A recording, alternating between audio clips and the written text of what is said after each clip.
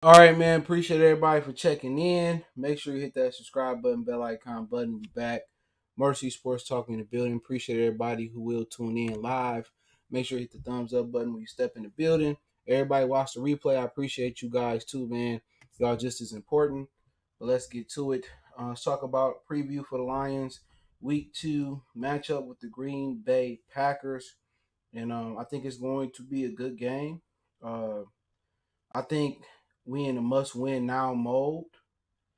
I know a lot of people probably not going to agree with that. Obviously, with the injury to Kenny Galladay and a few others, we'll talk about the injury report very soon. And also, you know, with the extra playoff team being added as well, that gives the Lions more margin for error. Every other team, and how you looking at it week one, every team isn't a finished product. You want to see the teams that are healthy, okay, and used to being together, Seahawks, Packers, you're going to see them being able to keep it on the fly and not really have no issues.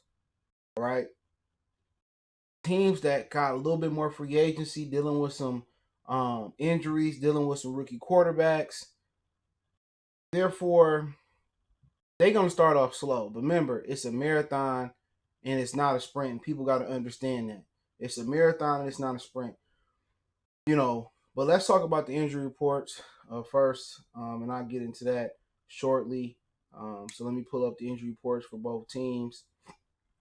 I know Kenny Clark is out for the Packers. He's one of their interior linemen, but let's pull it up. So give me 1 second. Let's see what's going on from the Lions standpoint of view first. That's the home team, so let's see what's going on there.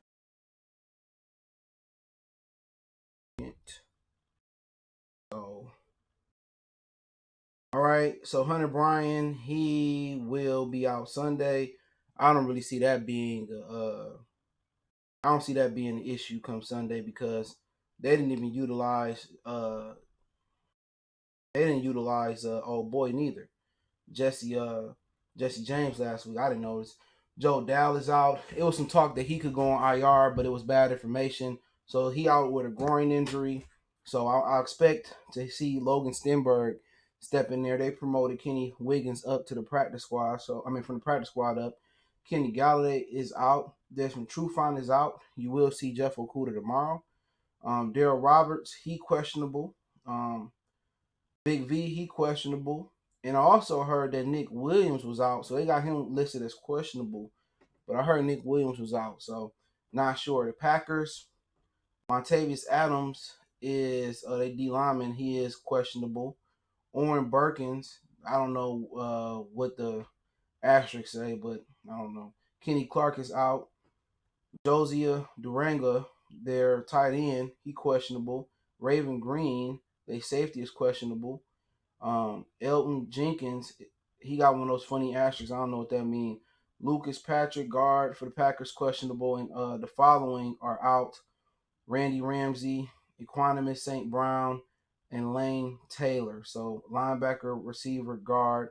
Billy Turner, he questionable. They guard and tackle. Jair Alexander, hand, whatever asterisk mean, not listed. So that's what the asterisk means. So not listed is John Lovett, Jair Alexander, their number one receiver, and they starting tight end Mercedes Lewis. So those guys are the following, not listed. But coming into this game, in my opinion, it is a must win. I mean, I know we had our battles with our issues with the Packers and not beating them that many times in Lambeau Field. And a couple years ago, we got that monkey off our back. Last year, we should have won again. So I do think there will be a certain motivation from returning players. I mean, like this could be Stafford's legit last season with the Lions, with him not having any more um, guaranteed money on his contract. So it can be a legit reason, for Stafford to ball out tomorrow. I mean, Trey Flowers, he was a victim of bad calls, and one of the refs that called on him, that hands to the face, and wasn't hands to the face, will be out there refing tomorrow at 1 o'clock.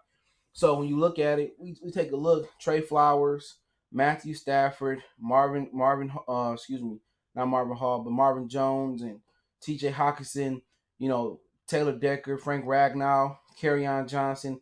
All these dudes, Danny Amendola should have a chip on their shoulder. Tracy Walker, he got a bad call last year as well.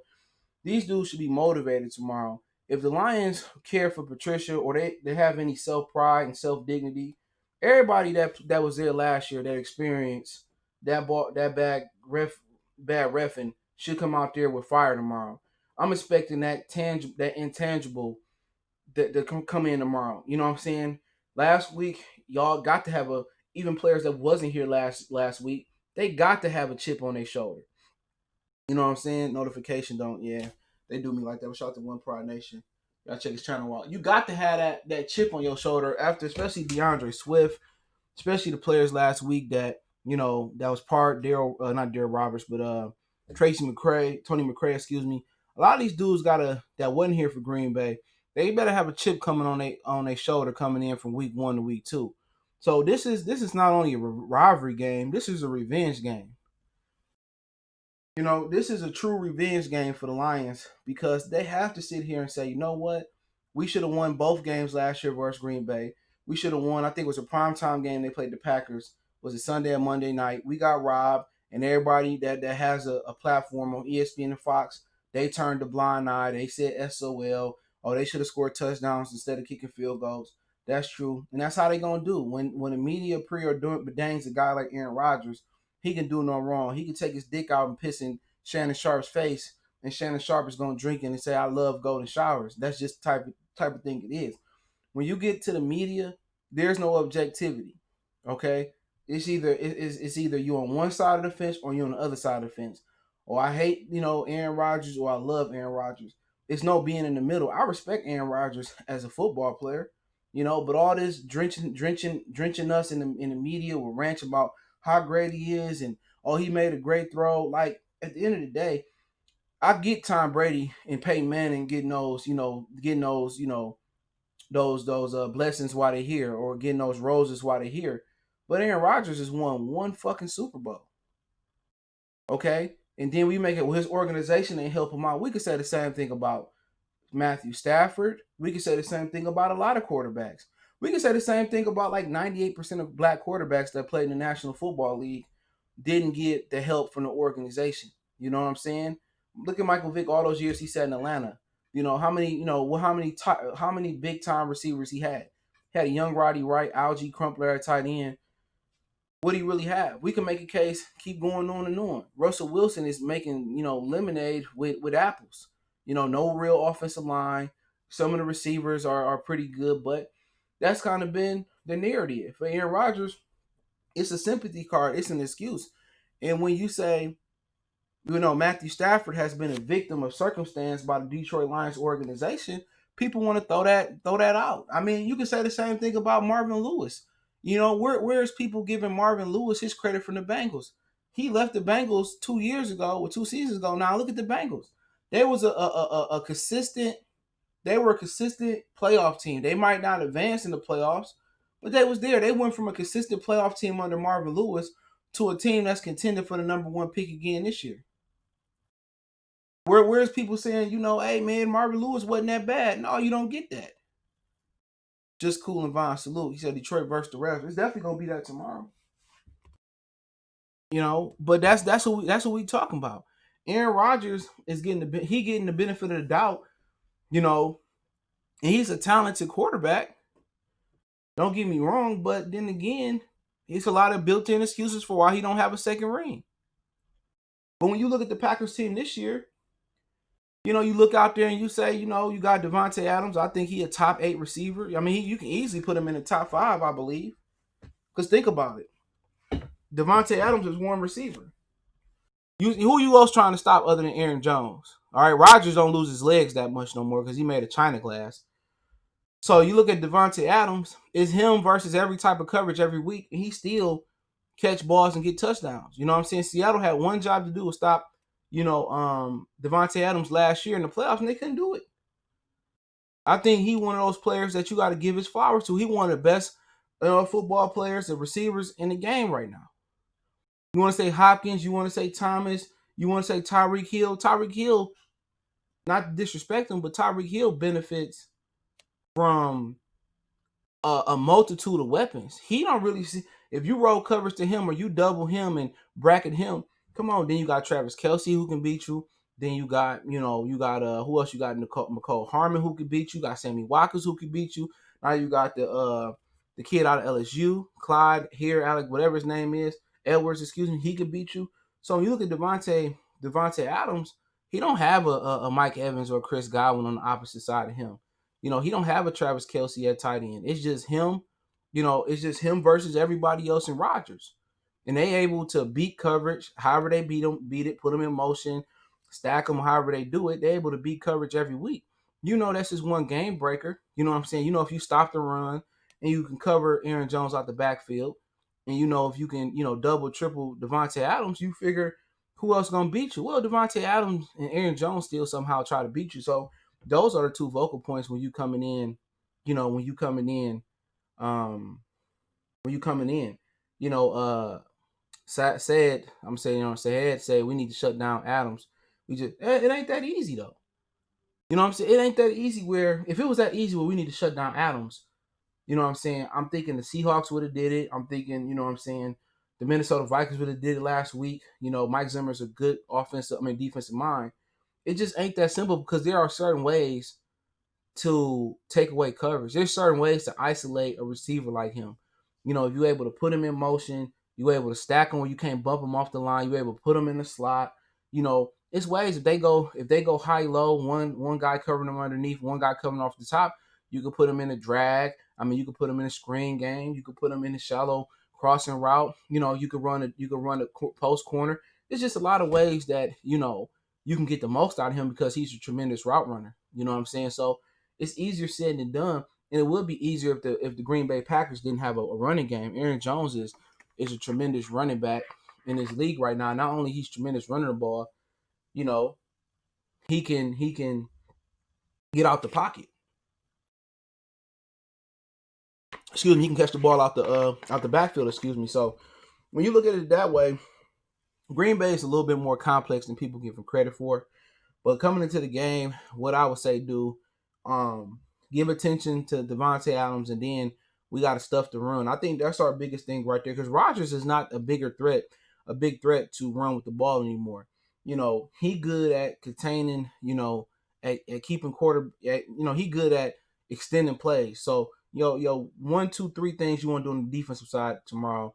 One, you want to keep Aaron Rodgers in the pocket. You got to keep him in the pocket. You can't break contain because if he extend plays and give free plays, he throwing it downfield and somebody come up with the ball. 2, you got to stop the run with Aaron Jones. Stuff the run, you know what I'm saying? Stop it. You got to tackle, wrap up, and they still didn't show a good job at stopping the run early in that game last week. I don't know if they made the adjustment to stop the run versus Chicago, or did Chicago get away from running the ball? Because in the second half, Chicago couldn't do nothing. You know what I'm saying? So, they gotta try to take second half momentum where they stop the run a little bit better versus Chicago, and apply that this week. Or it could have been basically Chicago was playing from behind and they was throwing more. But they got to keep Rodgers in the pocket. They got to stuff the run. And then thirdly, they got to take care of Devontae Adams. Not one guy can cover him. Not a Rockwee. Not Adam. Not Okuda. It's gonna take a couple guys. People think, we just put 2 guys on them. It's that simple. Well, it's not that simple because there's ways to stack them. It's ways to move them in motion. There's ways to line them up in the slot. When you got a route technician like that, best way to stop him is pressure on the quarterback. You know what I'm saying? That's the best way to stop that guy. If you can pressure Rodgers and they gonna have to blitz tomorrow. You know what I'm saying? And you pressure Rodgers and you able to keep him in the pocket, then he won't have time to throw to Adams. That's the thing. You know what I'm saying? And people think, well, Rodgers is going to look one way and that's going to be his first read. If we took his first read away, he don't have nothing else. But those receivers last week, Lazard, he had 64 yards catching, and then Valdez Scantling, he had almost 100 yards catching last week. So you just can't really sit here and discredit his help. Aaron Rodgers make receivers. You know what I'm saying? He throws a catchable ball. He anticipates windows. He can fit it through tight windows. So as long as you give Rodgers guys who can run the routes and catch the ball a little bit, That's the thing. That's also a thing. So you just can't discredit the receivers he coming out there with as well. Neither. You got to sit there and you got to count. You got to account for the receivers, and also you got to account for Aaron Jones coming out the backfield as well too. And hopefully Jamie Collins don't get thrown out the game this week, and that's where he helps at. So they a little bit more complex. Um, even though Aaron Rodgers' feet, ain't what they used to be, you still gotta respect him. But the best remedy for what the Packers are bringing tomorrow offensively is pressure. If you don't generate pressure and you just play prevent defense, all Rodgers gonna do is buy time with his feet, and he gonna get big plays. So it should be a lot of pressure. I know Corey Euland said this week that the best pass rush is coverage, and the best coverage is pass rush. But this week they gotta draw some shit up. This week they got to send some pressure. This week they got to get them down. This week, Trey Flowers can't let the quarterback break contain because this ain't Trubisky. Aaron Rodgers ain't looking to run for first downs. Aaron Rodgers looking to toss that thing for six. So it got to be pressure. You know what I'm saying? It got to be a lot of pressure this week.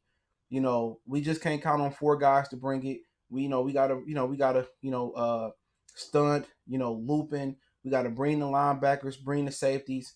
You know what I'm saying? So they gotta switch it up a lot.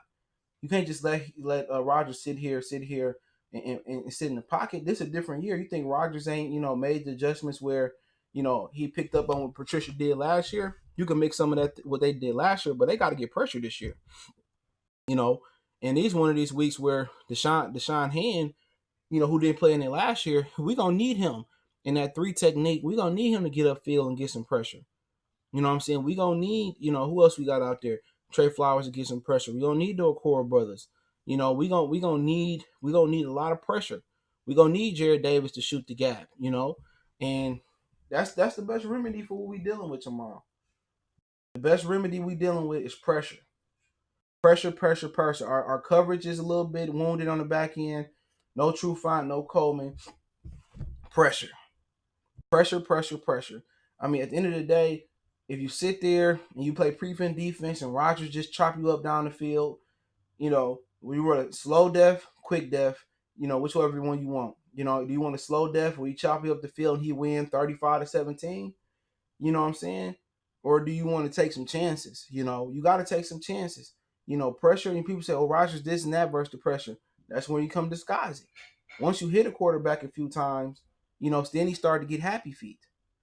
And then he started to anticipate the pressure, and then you can drop out the pressure and stuff of that nature. They're going to have to have a good pressure package tomorrow. Good pressure package. If they sit back there and they just sit there and play bend don't break defense, that shit don't work. This ain't New England. He said we just need to shut. He said I haven't heard any news on Big V. He questionable, according to the website. But yeah, and Aaron Jones, I mean, gotta talk about him too. He tremendous. He really didn't blow up last week because Rodgers just spread the wealth a lot. But he didn't grow into quite the weapon. Run between the tackles, run outside the tackles. Catch the ball out the backfield. So people just think of Green Bay, they got three major weapons: Rodgers, Jones, and Adams. But the way they scheme their offense, it's like having six weapons out there. So tomorrow we gotta pressure, stop the run, contain Rodgers, and really, we gotta wrap up and tackle being in Green Bay. So, that is what it is on that point. But you look offensively, and also by the way, talking about the Packers offense, Rick Wagner is not even a starter. Did anybody notice that? Rick Wagner, former Lion, he's a backup. I believe that it might be Billy Turner that's starting for them. But I'm gonna pull it up. But yeah, Rick Wagner. When I looked at the depth chart, he was not a starter. Not a starter. But give me a minute. Look it up. Make sure my eyes wasn't deceiving me.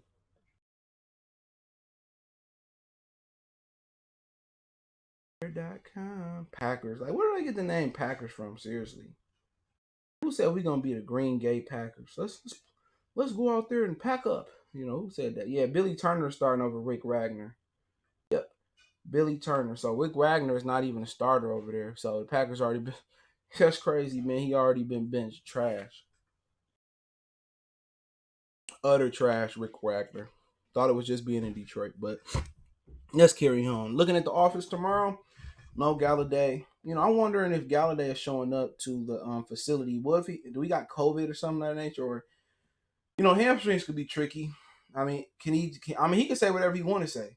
They can't force him to play.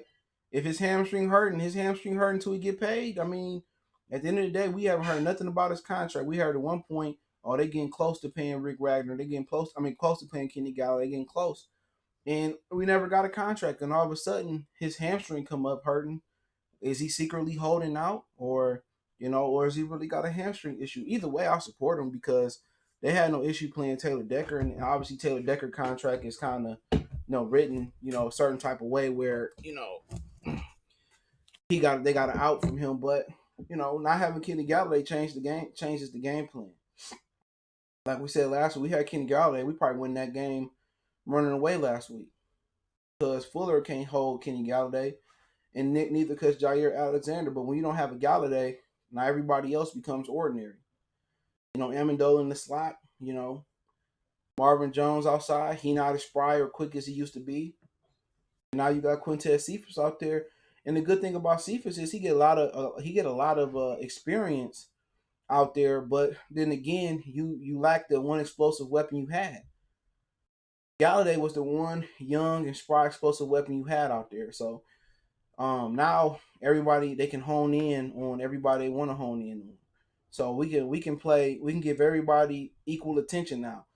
When you got Galladay out there, now you got to give, when you talking about putting the tight end out there, 3 receivers out there back, now you got to instead of give Galladay 10, 15, 20%, 30% of the attention, now everybody get equal attention. So everybody got to beat, ordinary coverage. You seen that happen with Antonio Brown last year when he didn't play for the Steelers and Juju Smith-Jr. got all the coverage. You know what I'm saying? He didn't know how to handle it. So Marvin Jones being a year older, he not as athletic and spry as he was when he got here. So it's harder for him to create that separation now that they can hone in on him, double him, and or do what they want to do. I mean, they don't have nobody on this Lions offense that you're scared of. You know what I'm saying? As a pass catcher, you know what I'm saying? TJ Hawkinson is a guy that can strike fear in the defense hard, but when Darrell Bevel only gives him, he only catches 5 balls. Are you really scared of a guy that's? Let me see how many targets Hawkinson got last week. Let me check this out. I want to know how many targets he got.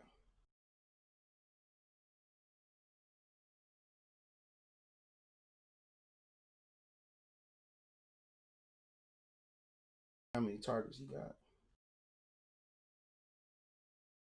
Because he caught 5 balls last week. So let me see if it tells me how many targets he got.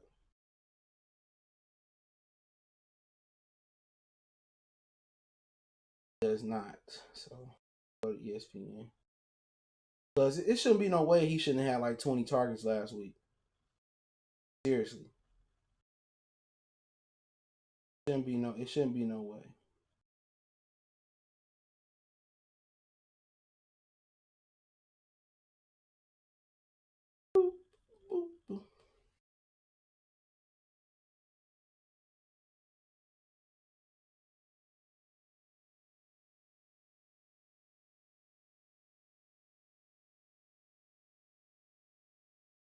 So Hawkinson had 5 targets last week.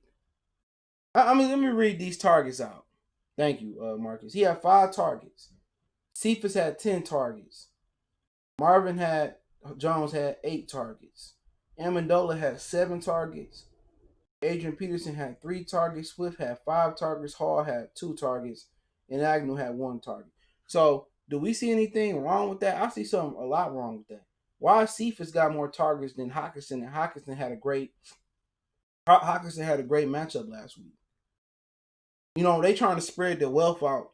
Look here, man. Go look at what Green Bay did last week. Okay, I'm gonna tell you exactly what they did. I'm gonna tell you the difference between the Packers, organizations like the Packers and the Lions. I'm gonna tell you the difference just right here. Okay, the Packers don't take no for an answer. You know what I'm saying? They do not take no for the answer. And look at this. Devontae Adams has 17 targets and caught 14 balls for 156 and 2 touchdowns. Scantley had 6 targets. Lazard had 4. Williams had 4. Duragara, whatever his name, has 2. Aaron Jones had 6. Irvin and Stenberger both had 1. That's the difference between really good offensive minds. They find a way to get their A receiver, their A or number one pass catcher, the football. This man had 17 targets, and Hockenson had the best matchup for the Lions last week. And what we say, he got 7 targets, I think I said, or 5 targets. I think it was 7 targets. That's bananas. And the Lions try to spread it out and do this cute shit. No, man. At the end of the day, I'm going to abuse my matchup. I'm going to abuse my matchup. The Lions don't, even with Calvin Johnson, dude. They wouldn't start going to Calvin Johnson until they was down by like 21 points. The only person that threw to Calvin Johnson, rain, sleep, so stunning, was Sean Hill. This dude had 5 targets, and guess what? He caught every target they threw to him. You think of Aaron Rodgers and what's that coach name? I forget this dude's name. I just looked at it earlier. You know what I'm saying? Hold on. What's this dude's name? Matt LaFleur. You think if they had TJ Hockenson that he would end up with 5 targets? When he caught all 5, no, man, TJ Hockenson would have ended up with 17, 20 targets. This week, Darrell Bevell better find a way to get Hockenson 15 or 17 or 20 targets. It makes no sense. Why are we going to a rookie 10 times playing the number one position or playing on the outside? That made no sense. You talking about versus Kendall, Kyle Fuller, whatever Fuller over there. And then and you talking about versus a really good defensive backfield for the Bears. Jackson, Fuller over there, Gibson over there. It just don't make no sense.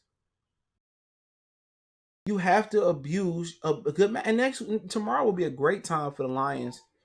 It'll be a great time for the Lions to go with 20 receivers. Well, excuse me. It'll be a great time for the Lions to go with 2 tight ends tomorrow. It'll be great. It'll be great for them to go with 2 tight ends. Because then again, what Packer linebacker are you scared of? The Smith brothers can't really cover in space. It's a great matchup to go out there with 2 tight ends, run the ball and run with a fullback and go out there and take advantage of a great matchup. But Bevell is an idiot. This dude really threw up a game plan where Quintez Cephas, a rookie, you know what I'm saying, got the most targets, man. Throw him away. What is he doing? Oh, no, baby. What is you doing, Dan? He said the best OC we had was Scott Linehan. That ain't saying much. He garbage. Packers. That's what Dallas got rid of him. But shout out to Marcus Salute. So, in an ideal situation tomorrow, I would say that Darrell Bevell this week looked at the tape. He said, okay, let's turn on the TV. Let's turn on the Mac or whatever they use in Allen Park. Well, Hockenson caught 5 balls and we targeted him 5 times. Guess what? He caught all 5 balls. Guess what this week? We got another matchup where they can't fade him.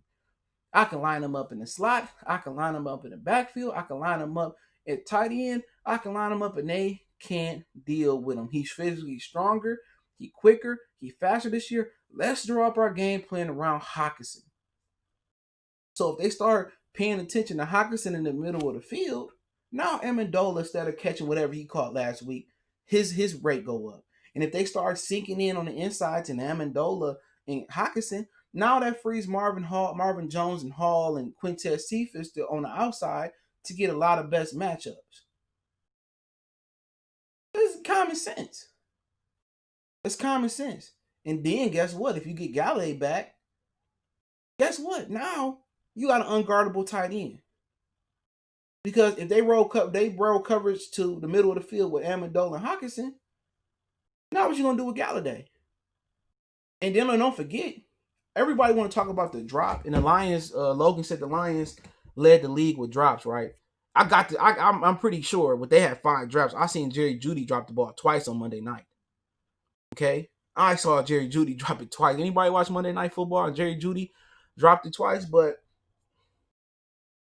the thing about it is, okay, drops happen. But if everybody noticed about that play that he dropped the ball. Did y'all notice the 7 route that he ran?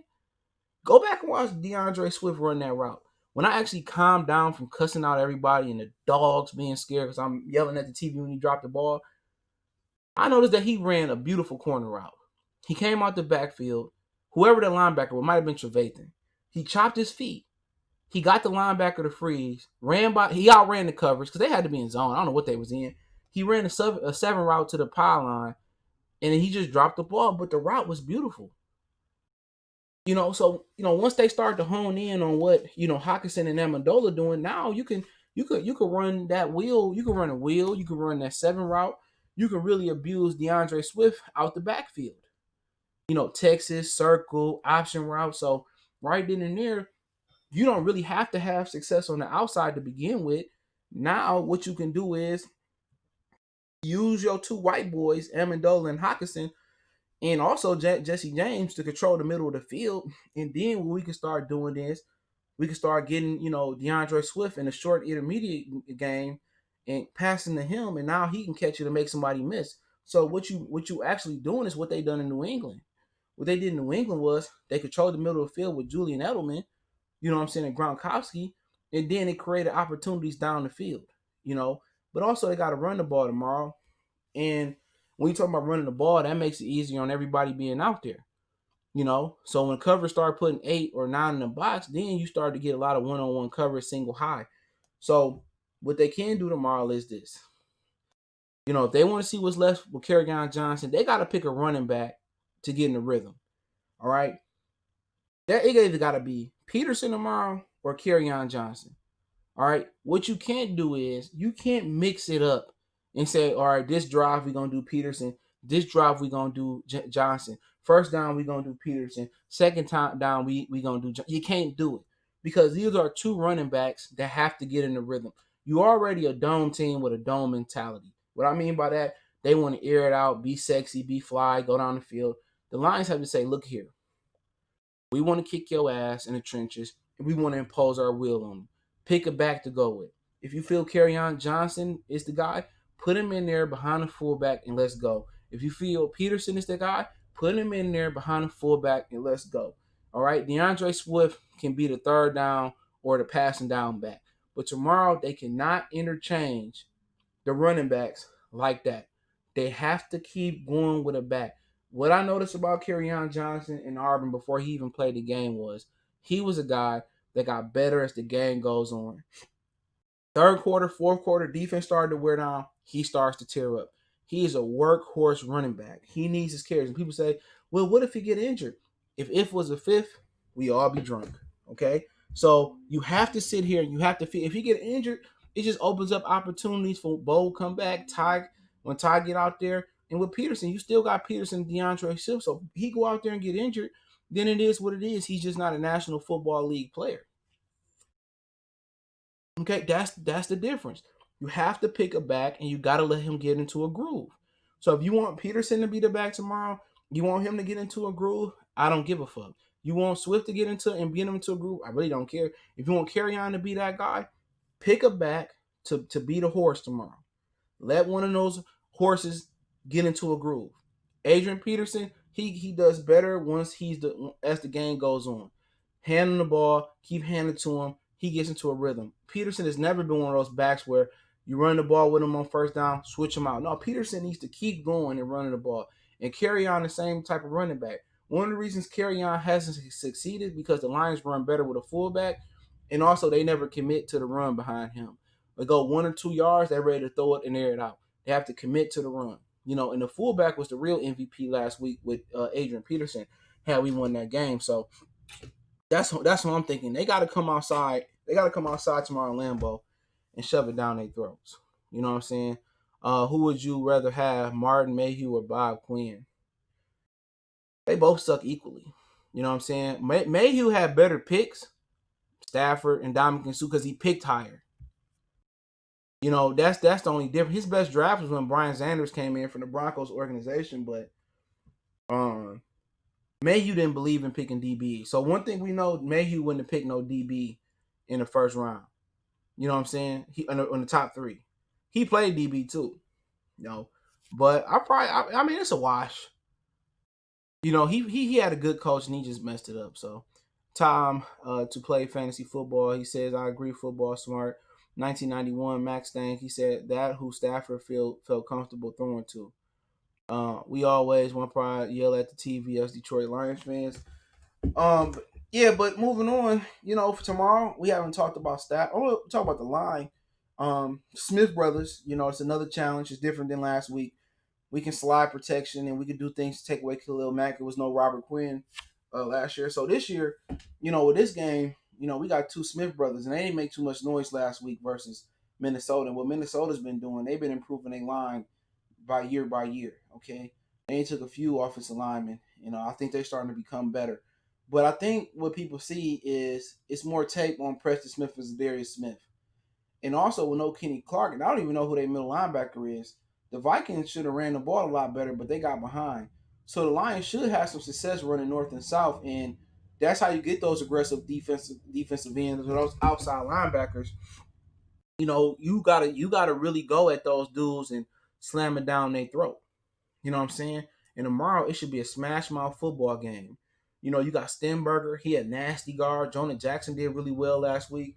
Frank Ragnow is an elite center in this league. I don't think he proven that. And Decker didn't do half bad. So tomorrow they legitimately got to say, you know what? Let's just go out there and play smash mouth football and go down their throat. And that's there. No Kenny Clark. No, I don't know who their linebackers is no more in the middle. One of their guys went out. So we need to slam it down their throat. And once you start to oppose your will on those speed rushers like Smith and Preston, you know what I'm saying? They slow down a little bit. You know what I'm saying? Once a Mustang get a little dink, once a Mustang kind of get a little, kind of get banged up, it's not the car that it used to be. Ferrari, whoever you want to say. So you got to ding up those defensive ends and those outside linebackers. And the best way to do that is for the Lions to come out there and play smash mouth football. That's what they got to do tomorrow to beat Green Bay. You got to go and run it down their throat. One thing running the ball do is it kill the clock. So if you ain't scoring and you just controlling the time of possession, that's okay. Rodgers is getting the ball with less time on the clock, and at least you won't get blew out 44-23 or something of that nature. So once you run the ball, the benefit of that is your defense get time to rest, and then also the other defense get tired as well. But also Aaron Rodgers don't get into that rhythm he gets into. So tomorrow the Lions should really be a time of possession type of team, and that's running the ball, play action, and those windows will become wider for Matthew Stafford. So and it's easier said than done, but you got to come out with that mindset. And that's also if Stenberger step in tomorrow, that helps him as well too. You know, running the ball is universal. You know what I'm saying? Pass blocking ain't universal. All right. No big fella want to be on their toes doing a Michigan State down the basketball court. And Michigan State is when we call it you run up the court and at half court you turn around and you play defense. Don't ask me why coaches call it Michigan State. I don't know why. But yeah, no big fella want to be going backwards. If you want to help your rookies out, you want to help Crosby out or Big V play tomorrow, or you want to help Taylor Decker out, get them big fellas going forward. Get them imposing their will on the line on Packers defensive line, and let Peterson, Swift, or Johnson grind it out.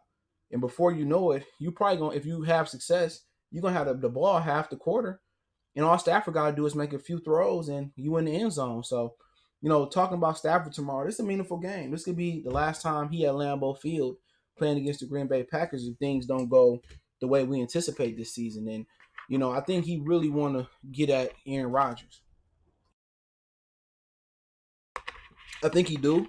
And tomorrow he can't take no sacks like he did last week, and he can't force the ball in. All right. The coverage tells you where to go with the ball. Trust the coverage. Trust your football IQ. But tomorrow we should make that game simple for Stafford tomorrow. Let's be aggressive in the run game, play action, go down the field. And if we need to spread it out, then we need to spread it out. But his best target should be, play running the ball, and then T.J. Hawkinson, and then Amendola in the middle of the field. So it ain't gonna be cold this year. It's gonna be 1 o'clock. But the keys for the offense tomorrow is gonna be running the ball, play action, and then pretty much Stafford abusing the matchups to Hawkinson and Danny Amendola tomorrow. So hopefully they able to They're able to exploit that. Special teams didn't do too bad last week. Cordell Patterson had a really good run, but overall tomorrow they gotta play a really good game. Going to Lambeau, gotta take a chip on their shoulder that we had last year at Lambeau. Even if you wasn't there or you didn't play in the Lambeau game last year, you gotta have a chip on your shoulder from last week. This is gonna show if the Lions are a resilient bunch. And they go to Green Bay tomorrow and they lie down, season over with. Galladay, Darth Vader, Yoda, Goku coming to the team. It really doesn't matter. Okay, it doesn't. This is a mentality tomorrow. The mentality is we don't have Galladay, okay, but you know what? We gonna be the more physical football team. We gonna run it down their throats. We should have won that game last week by three or four touchdowns. But we didn't. We gotta move on. We run the ball down the Packers' throat. They got a problem stopping the run. No Kenny Clark. And they don't have an answer for Hockenson or Jesse James. This should be an easy game plan for the Lions. It ain't no way a rookie should have 10 targets. Hockenson can't be guarded. Nobody in this division. Only team that can guard Hockenson is probably Eric Kendricks. But they can't put Kendricks on him all the time. Hockenson can't be guarded by no team. They got to understand that. But him and Jesse James out there and Swift out the back, they can't be guarded. The Lions got some matchups tomorrow. They just got to exploit them. But he said, we always have the TVS Detroit fans. What up, Frederick? I see you. He said, one Pride Nation said, do we want to see starting right tackle at Big V or Crosby? I mean, I want the healthy guy to play. If Big V healthy, let him go out there. But it ain't a good matchup not to go out there healthy. He's a big guy, and Smiths bring a lot of speed, and they can convert their speed to power. Big 7 game, he said start Crosby for sure, but they paid Big V, so you know how that go. Yeah, I mean, you can't throw nobody out there that ain't healthy. He got a foot injury. So, like I said before, when you playing on, they ain't playing, I don't know, I think Green Bay got natural grass. But if you playing on turf, or you playing with you can wear a turf shoe or you can wear a gym shoe on turf. All right? Because under turf ain't nothing but asphalt. But anytime you put on a cleat, man, it's hard on your feet, man. Anytime you put on, especially a steel cleat, or it's hard on your foot, dog. Cleats don't feel good. Especially if you have to walk on a hard surface to get to the field. Cleats don't feel good. You know what I'm saying? They really don't. I don't even know how dudes wrap their ankles in cleats, man. It's just depending on what cleat you play in. You know what I'm saying? I'm more of a high cleat guy, and then when I play basketball, I'm more of a high top guy. When you go three quarters, those kind of low or medium, that's not good for your ankle. Even if you put on an ankle support, you always should go high. If you're playing basketball, football, always go high ankle. High shoe that support the ankle. Even if it with an ankle brace or wrap on, always go high. Old school basketball guy told me that. Always go high. He said 3 quarters is not good for you. That's how ankles roll and stuff.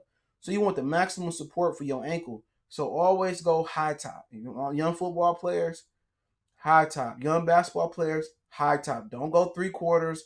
Don't go, low. No, go high top. And I'm surprised that Jordan created basketball shoes that's low. You know what I'm saying? That's not a good basketball shoe to hoop in. That's why ankles turn and stuff of that nature. So you always want to go high on the ankle. I don't care if they wrap it and you say, I'm good with the 3 quarters or the low. Man, forget that. Go high. Go high. Always go high top. Parents, baseball cleats, always go high. Football, always go high. It supports the ankle a lot better. He said Kenny G sits his over. It wasn't over last week when Kenny G sat. They could have won that game. Coaching and then a couple injuries to the DBs. He said, who gonna use tight ends? Not y'all don't have no tight ends. I mean, Mercedes Lewis on the injury report. Y'all drafted one this year. You drafted one last year, so I don't know. Love your channel, listening to you every day. Much love, appreciate it. So I can start asking questions, but tomorrow, some guys we need to hear from. Deshaun, I mean, this guy's I'm putting on notice. So You want to find a Twitter handle and send. You want to screen record this and send this to them. This the guys I'm putting on notice tomorrow, right? So let's start defense. I'm putting Deshaun Hand on notice tomorrow. I don't want to hear your issues. I don't want to hear your ass, your ankle was hurting. Ronaldo, you the most valuable football player on our defense. He got to show up. Okay? He got to show up. These the dudes I'm putting on notice. I'm putting Deshaun Hand on notice. He on notice. All right. Jamie Collins, you got to make up for what you did last week. You on notice. All right. Them two guys is on notice. All right. Them the two guys. Oh, Trey Flowers got to be on notice. Trey Flowers got to be on notice. I ain't trying to hear it.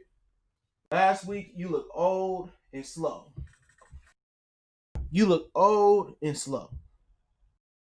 You let Trubisky run around you like he was Michael Vick. So those are three I'm putting on notice tomorrow. You can say a Rock, we had a little rough time last week, but he kind of tightened up.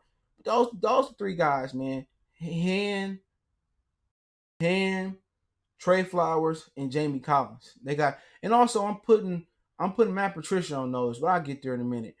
Offensively, who I'm putting on notice tomorrow, I'm putting a Big V play. I'm putting him on notice. But tomorrow, offensively, I really can't blame nobody. DeAndre Swift, I can put him on notice. So if Big V play tomorrow, DeAndre Swift, I'm putting them two on notice tomorrow. All right. Kerryon Johnson too. So DeAndre Swift, you dropped the ball. Let's see what you're gonna do with it now. All right. It's a week over, so a lot of people got amnesia. As soon as you go out there and you be explosive, we're gonna rock with you. So Kerryon, show us something next week. If you don't show us nothing, we kind of thinking we should have cut you instead of cutting Jason Huntley. And then Big V, if you play tomorrow, we paid you all that money. We gonna need you to, take one of the Smith brothers and put them in the trash can. You feel me? So those two guys I got on notice. Darrell Bevel on notice tomorrow. If you don't put a game plan together tomorrow that spotlights T.J. Hawkinson and you don't get Jesse James involved, like I said before, you can get your bags and get packed too. So I want to see Darrell Bevel get the tight ends involved. I want to see Darrell Bevel get the running game working. And that's it. And Matt Patricia, I want to see accountability. I want to see better game management. I want to see the defense get more pressure. And that's all on you. You can say Udelin, and most people think Udelin is the fall guy, the scapegoat. But those the guys that, I'm spotlighting tomorrow. That's it. He's but Ronaldo, salute. He said Jamie Collins is for sure for sure he got it for nothing, just idiotic stuff. He the main guy opening his mouth this offseason telling people not to be reckless and bring back the COVID. But tomorrow, betting odds. I did a video, but we talk about betting odds and y'all can ask questions. I'll give to them. Tomorrow, let me pull up the odds. I use a FanDuel book. All right, but you can go down to Greektown. They got kiosks where you can vote at MGM Grand. I'm pretty sure. I'm pretty sure they got the same thing down there. But let me pull up.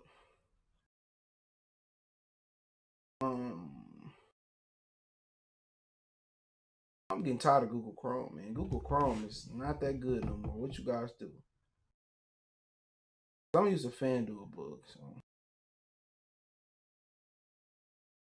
So tomorrow, the Lions are plus 220 to win the game, right? The Packers are negative 270. So for every $100 you bet on the Lions to win the game on the money line, that's $220 extra in your pocket. So you got to bet 270 to win $100 for Green Bay to win tomorrow.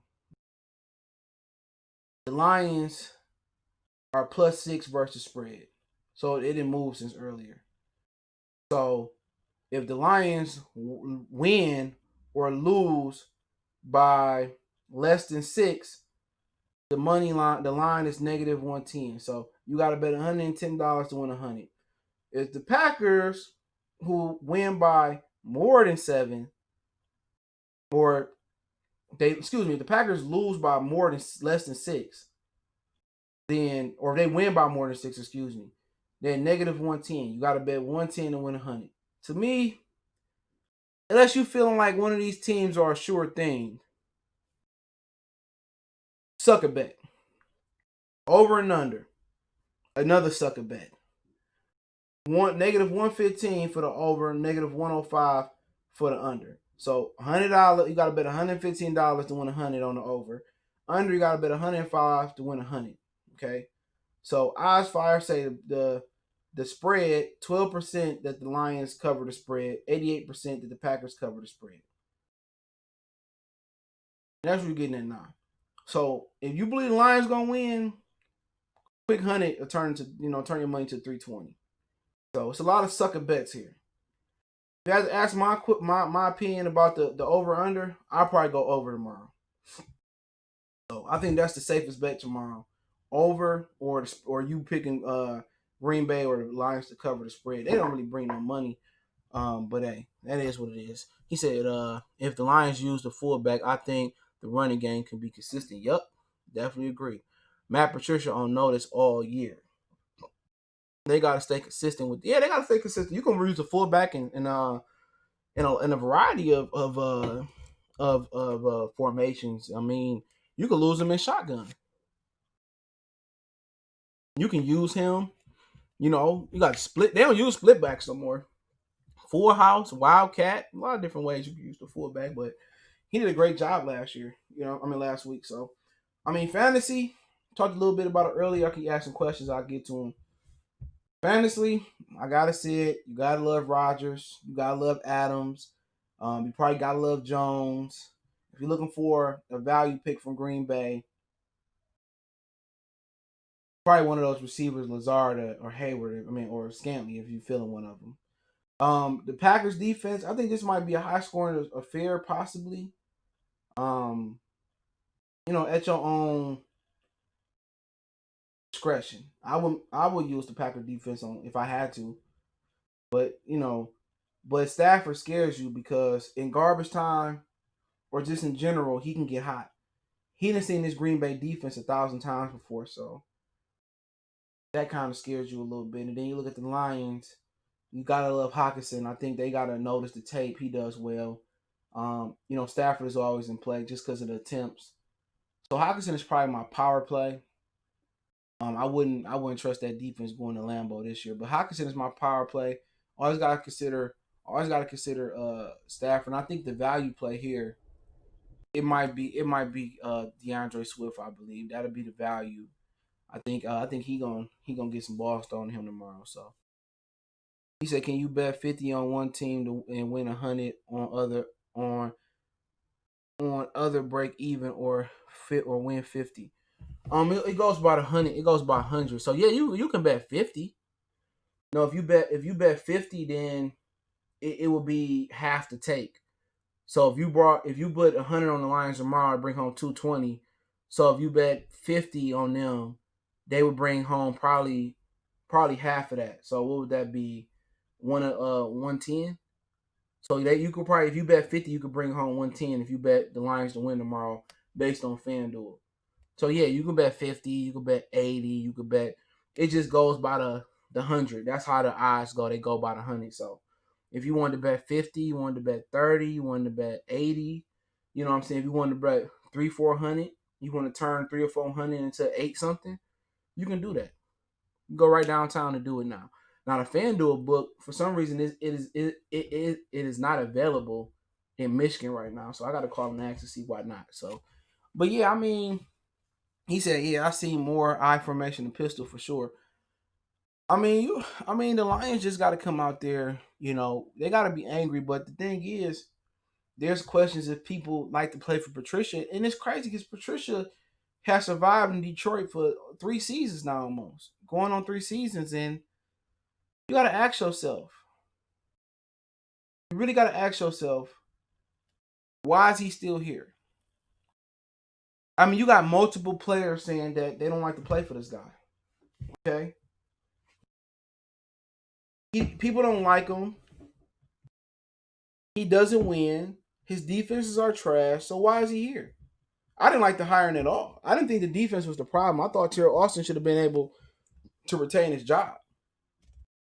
I thought they should have went after like a Josh McDaniels or offensive guru type of guy, but they didn't. I thought Jim Caldwell, people gave him a bad shake. People say, "Oh, he wasn't emotional enough," or what is it? What does emotion get you? Matt Patricia is very emotional, very fiery, but he got no respect from his soldiers. They didn't respect Matt Patricia this year. They didn't respect him last year. They didn't respect him the year before last. Caldwell didn't have to show emotion to show that he had full reins. When Caldwell took over this football team had anger issues. They had personal foul issues. They was known as this wild animal in the National Football League. Do we remember that? Y'all keep asking questions, I answer them. Do people remember that? They was known as this wild animal that was, untamable. And Jim Caldwell, that shit stopped expeditiously. When Jim Caldwell came in here, you didn't see no more stupid personal foul calls. Jim Caldwell's biggest downfall was when Martin Mayhew got fired, and Bob Quinn knew exactly he wanted to get rid of him, no matter how good of a coach he was. But his biggest downfall personally was offensively.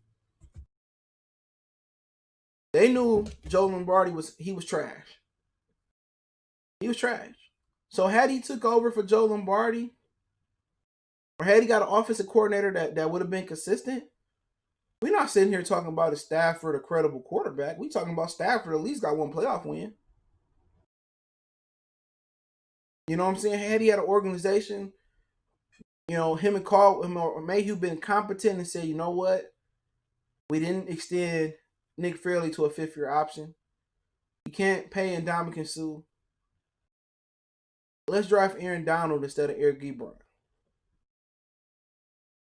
Right then and there, that might have been a difference in beating Dallas. That might have been the difference in beating Dallas. You plug Aaron Donald in there and Suh, and we ain't talking about Suh that went to LA later on. We talking about Suh, prime Suh. You plug them two in together. That's what you thought you was gonna get when you had Fairley and Suh together. So you telling me that team that was a top 5, top 3 defense? You put Aaron Donald in there, winning Ndamukong Suh. I don't think Tony Romo had a chance. But this is why we continue to lose, because it's a trickle down effect. The ownership don't want to pay nobody but Stafford. They didn't want to pay Ndamukong Suh. They didn't look at it this way. Like, all right, Calvin, you retiring. Let's get something for Calvin. That's what I like about Bill Belichick. Bill Belichick isn't emotionally invested in none of these players. Bill Belichick is like, you know what? He a boss. He like, you know what? If you want to leave, let me get something for you. The Lions have always had an ownership mentality, a save owners mentality. Oh, Barry, you want to leave? How you can get mad at Barry for leaving? You for what? How many years you couldn't put a winner around Barry? Barry wanted to leave. Do you know Barry would have got a king's ransom if the Lions traded Barry Sanders? The Lions would have got a king ransom. Look what they got for Roy Williams. Imagine what they got for Barry Sanders. They too emotional invested. Oh, you ain't going nowhere. If you don't play for the Lions, you ain't playing nowhere. Bill Belichick like, shit, bye. Or you want to leave, bye. Bill Belichick gonna get something for you. So the Lions lost Barry and Calvin and Ndamukong Suh for nothing. For nothing. You know what the Cowboys got for Herschel Walker? That turned their franchise around. So you gotta have a boss's mentality. You gotta make plays, and they haven't made the plays where it count. So if the Lions want to win, ownership gotta change the way they operate. Sheila gotta get somebody to know football to help her out. Rod Wood ain't that guy. Sheila gotta find somebody that knows football. But for Matt Patricia, he should have been gone. Jim Caldwell turned around the Lions like that, and they discipline issues. All you hear about, you ain't heard one player say they like to play for Matt Patricia. You hear all these expatriates, I love Patricia. And you think they pay spokesmen for Matt Patricia. Matt Patricia didn't hit the cash app. $sign Matty P. You know what I'm saying? So it was a regression, and I think with Patricia, and I'm an advocate for letting them finish the season, but I think Patricia was the wrong type of guy for a next level type of coach. You had Rick Carlisle and Larry Brown, right? That was a perfect transition. Rick Carlisle couldn't get the Pistons over the hump. Larry Brown kind of did. That wasn't hot or cold. Going from Caldwell is going from cold to hot, or going from hot to cold, and that's how you get colds. If you in the house and you're in the gym sweating, you go outside in the wintertime without a coat on or not bundled up, you're gonna get sick. That's an actual fact, and that's what happened. Caldwell was so nurturing, and that's like taking an Eskimo and sending them in the desert in the Middle East. The change was too much for a next level type of step. See, Matt Patricia was supposed to take the Lions to the next level. He was supposed to be Larry Brown to Caldwell's Rick Carlisle. He was supposed to take us to the next level. But in actuality, he was a rebuild type of coach. He was better coach suited for the Lions to go 0-16, where we ripping down the roster and we building the foundation. His culture shock was too much. His system was too much. And what they did was pretty much they ripped down everything Mayhew and Caldwell and Bob had put there. And now it was just too much of a shock. You had too many established players that he turned off. You took a leader in Glover Quinn, and then you took him and you said, "Oh, we can't use you in this system." Then talk to him and say, "You know what? You just threw him to the side." So when you take a leader that was been one of the better safeties the last 3 or 4 years of the league, you said, "Fuck him." How you think Quadra and Darius Slay gonna look? So that was the issue with Matt Patricia. He wasn't the right guy. 9-7 wasn't good enough. No, that wasn't him. He should have been. He should be a part of a. He should have been part of a rebuild. Because you had too many players to buy into a system they don't respect. It's been rumors that Matt Stafford don't like him. So it just had it was a bad pick. And you know it's a bad pick when the media doesn't even accept a white guy. We're not talking about a black coach getting here or a minority coach getting here or a white coach that's not qualified. Like the Packers getting Matt LaFleur, and you like, what the fuck has Matt LaFleur done? And they didn't like this dude arrogance. They didn't like his pompous attitude. And once Matt Patricia touched down, they dug up his dirt, and we was the feeling like, hey, he give him a chance, and everything the media said about him was true. Arrogant asshole, nobody like him, and when they don't, and it's one thing to like somebody and respect somebody, but guess what? If they don't respect you, we got an issue there. So I think he was the wrong coach for the situation. And people talking about, well, what about coaches going forward and the coaches we think? You know what, man? I like Eric Bieniemy. I like who else? The name's been thrown. The guy from 49ers that's from Dearborn. But you know what, man? I wouldn't mind seeing Marvin Lewis get another shot. That's kind of the guy I'm favoring. Because you take Marvin Lewis away from the Cincinnati Bengals, they went from a perennial playoff contender to what?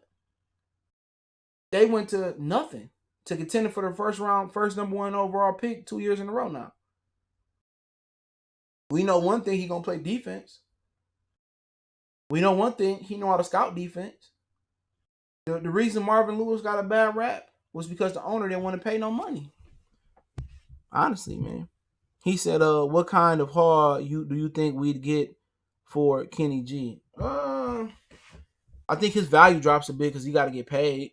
Depending on what he want, but I don't think it's going to be a Roy Williams type of deal, though. I think maybe you're lucky to get a first or a second for him.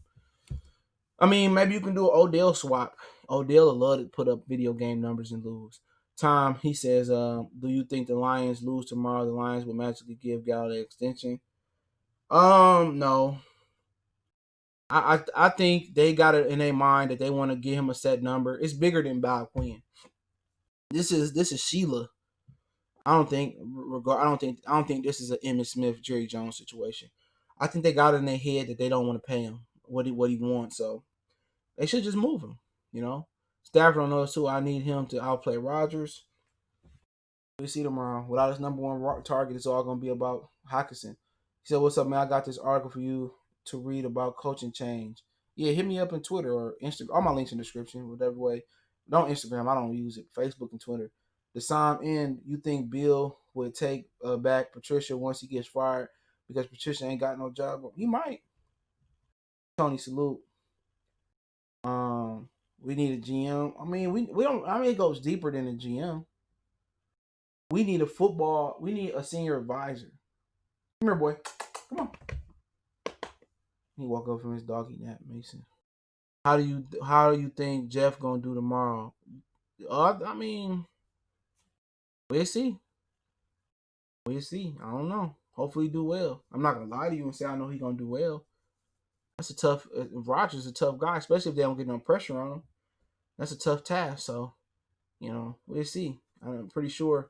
And you got to ask how everybody gonna do tomorrow. Whoever playing the nickel, Okuda, Amani, it's gonna be a tough task tomorrow. That's why I say they might as well go for broke and blitz the shit out of Rogers, hit him a couple times, and see what happens early on. But yeah, man, I appreciate everybody for checking in, man. And tomorrow I had that reaction after the game, and we had a final injury report and anything that happened. Appreciate everybody for checking in.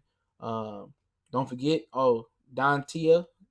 I'm butchering people name. Appreciate you for coming in. Big Seven, Aaron, One Pride Nation. Check his channel out. Appreciate everybody for stepping up in the building. Monday I have a live reaction, and hopefully, I got the Lions winning. What I say, 21-24.